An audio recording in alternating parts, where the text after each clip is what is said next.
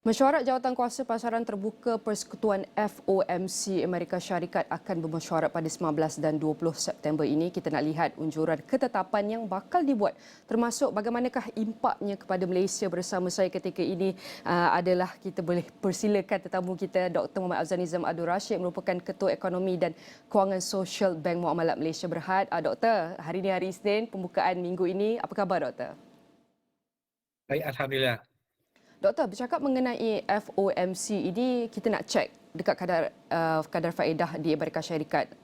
Jangkaan Doktor, adakah ia akan naik lagi kadar faedah tetap ataupun bagaimana? Okey, kalau kita melihat consensus estimates, ia menunjukkan bahawa mesyuarat FOMC kali ini kadar faedahnya itu akan dikekalkan.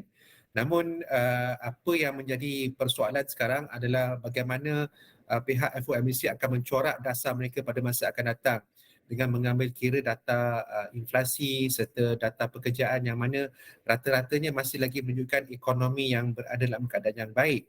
Dan jika dibandingkan dengan rakan-rakan mereka di Eropah, European Central Bank dan juga Bank of England, nampak gaya Central Bank ataupun Bank Pusat di Amerika Syarikatnya sangat-sangat stand out lah dari sudut kadar faedahnya itu. Jadi mesyuarat kali ini agak penting kerana pada mesyuarat kali ini jangkaan ataupun pihak Federal Reserve akan berkongsi berkenaan dengan unjuran ekonomi mereka, terutamanya unjuran KDNK mereka, unjuran faedah ataupun Fed Fund Rate juga akan dikongsi. Meresahkan. Jadi itu yang akan meresahkan para peserta pasaran, dan kita bakal melihatlah pergerakan mata wang ringgit itu akan kekal dalam keadaan yang berhati-hati. Seperti doktor kata, pada mesyuarat yang akan datang ini adalah signifikan kerana mereka juga akan berkongsi bagaimanakah GDP mereka dan ekonomi mereka bergerak ke hadapan. Sekiranya FOMC ini memutuskan untuk naikkan lagi kadar faedah mereka. Jadi doktor, apakah implikasi ataupun kesan kepada ekonomi global dan Malaysia yang dapat kita jangkakan? Okey, kebiasaannya apabila kadar faedah itu dinaikkan, ia akan memberi kesan langsung kepada apa yang dikatakan sebagai kecairan dalam sesuatu ekonomi tersebut.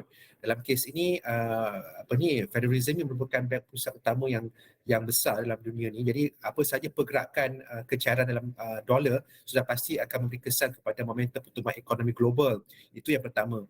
Kedua, kalau kata mesyuarat kali ini ia dinaikkan, ia merupakan satu kejutan kepada peserta pasaran, dan seperti yang kita sedia maklum, pasaran tidak suka akan sebarang bentuk kejutan. Jadi kalau berlaku kenaikan kadar faedah pada mesyuarat kali ini, sudah pasti nilai dolar akan meningkat tinggi dan nilai ringgit dan juga mata wang yang lain juga akan terkesan akibat daripada pergerakan mata wang ataupun pergerakan kadar faedah yang dianggap tidak menepati apa yang dijangkakan oleh pihak konsensus. Jadi itu yang saya kira kalau katalah berlaku kenaikan itu memang satu kejutan lah kepada pasaran global, terutamanya pasaran yang berkaitan dengan mata wang asing. Jadi doktor, kalau berlaku kejutan tu, kita nak bercakap adakah kesan dia akan dirasai rakyat sekali lagi? Bagaimana? Okey, sememangnya kalau kita lihat dari sudut pergerakan mata wang asing ni, dia ada perkaitan tentang inflasi yang diimport. Kalau kita lihat dari sudut makanan, kita sentiasa mencatatkan defisit dalam sektor agro makanan. Itu menunjukkan kebergantungan kita kepada sektor luaran ataupun sektor import itu sangat tinggi. Dan apabila nilai ringgit mula menunjukkan trend yang melemah, sudah pasti transmisi daripada inflasi yang diimport tu akan berlaku secara efektif.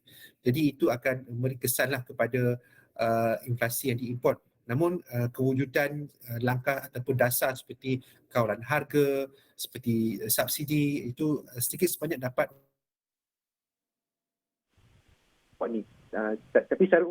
tapi secara umumnya kalau berlaku kadar faedah yang meningkat secara tidak dijangka, kesan kepada mata wang ringgit atau mata wang asing, dan akan berlaku apa yang dikatakan sebagai inflasi yang diimport. Doktor, kalau saya nak tambah, pada Jumaat lalu iaitu Presiden Bank Pusat Eropah ECB Christine Lagarde menegaskan bahawa ECB tidak mempertimbangkan potongan kadar, tapi mereka berikan bayangan bahawa kadar itu telah sampai kepada kemuncaknya. Komen doktor, apakah jangkaan ataupun kita boleh cakap pandangan doktor terhadap kita boleh cakap keputusan yang bakal dibuat oleh FOMC ini?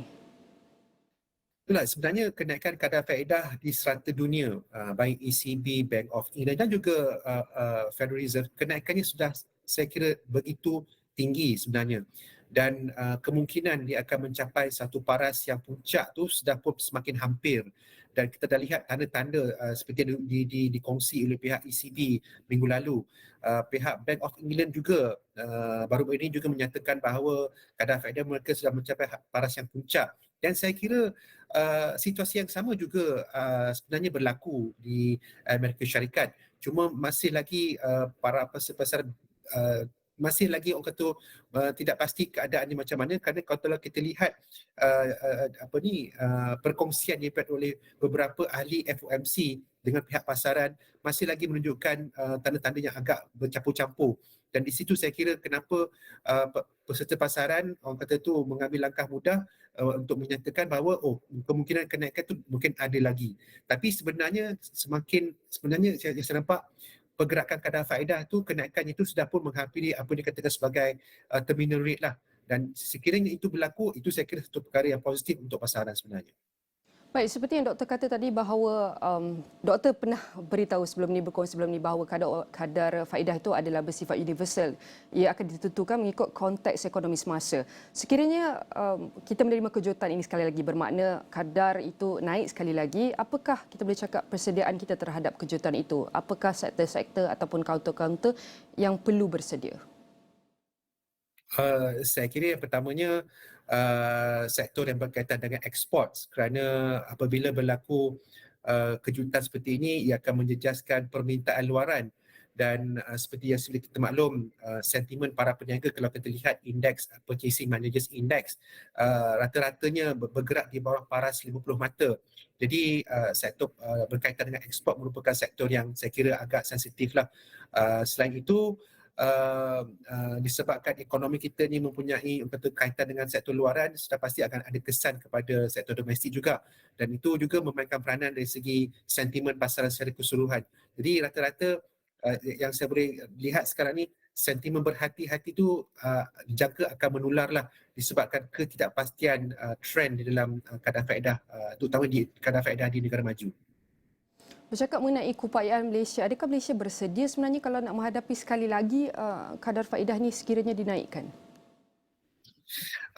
Saya nampak ialah kalau kejutan tu akan menjejaskan pertumbuhan ekonomi negara, nampak gaya pihak terlibat seperti Bank Negara terutamanya akan mula berhati-hati dalam menjalankan dasar berkenaan dengan dasar moneteri. Dan kita lihat juga pihak Bank Negara pun dalam mesyuarat yang terbaru tu pun kita dah lihat nada mereka pun sudah mula berhati-hati dan telah menyatakan bahawa dasar OPR tersebut sudah pun amat bersesuaian dengan dalam konteks ekonomi semasa. So saya kira dalam kes kita, kadar faedah itu mencapai satu paras yang puncak dan bergerak ke hadapan apakah yang bakal berlaku, ianya amat bergantung kepada prospek pertumbuhan ekonomi.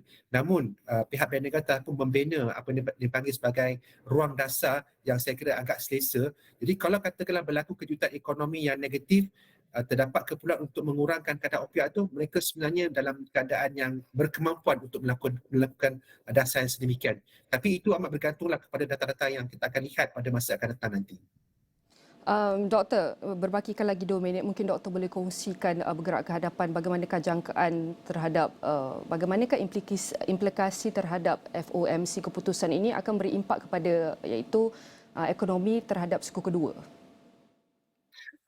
Suku kedua, saya rasa separuh tahun kedua, saya kira dia punya momentum tu dijangka akan lebih perlahan kerana situasi yang berhati-hati di kalangan para peniaga, para pengusaha sudah pasti akan memberikan kesan langsung kepada bagaimana mereka menjalankan perniagaan mereka dari sudut terutamanya dari sudut perbelanjaan modal.